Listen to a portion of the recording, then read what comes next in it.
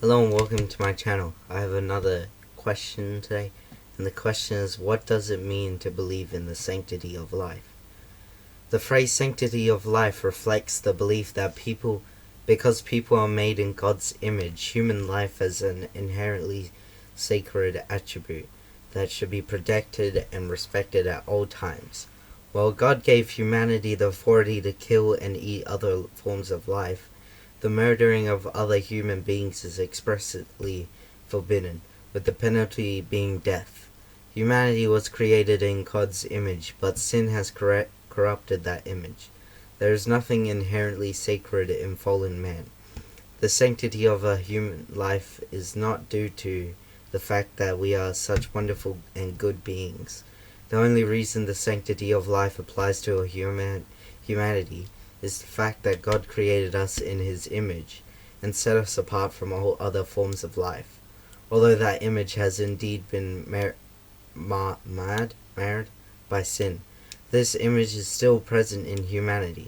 We are like God, and that likeness means that human life is always to be treated with dignity and respect. The sanctity of life means that humanity is more sacred than the rest of creation. Human life is not holy in the same sense that God is holy. Only God is holy in and of Himself. Human life is only holy in the sense of being set apart from all other life created by God. Many apply the sanctity of life to issues like abortion and euthanasia. And while it definitely applies to those issues, it applies to much more. The sanctity of life should motivate us to combat all forms of evil and injustice that are perpetuated against human life. Violence, abuse, oppression, human trafficking, and many other evils are also violations of the sanctity of life.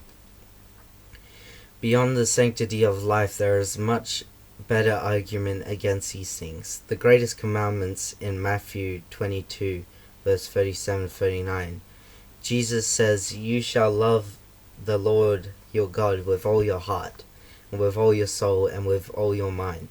This is the great and foremost commandment. The second is like it: "You shall love your neighbor as yourself." In these commandments we see that our actions are to be motivated by love for God and love for others. If we love God, we will value our own lives as part of God's plan, to do His will until it comes about that His will is better served by our deaths, and we will love and care for His people. We will see to the needs of the elderly and sick. We will protect others from harm, whether from abortion, euthanasia, human trafficking, or other abuses. While the sanctity of life can be the foundation, love must be the motivation. Thank you for listening to this question, and I'll see you next time.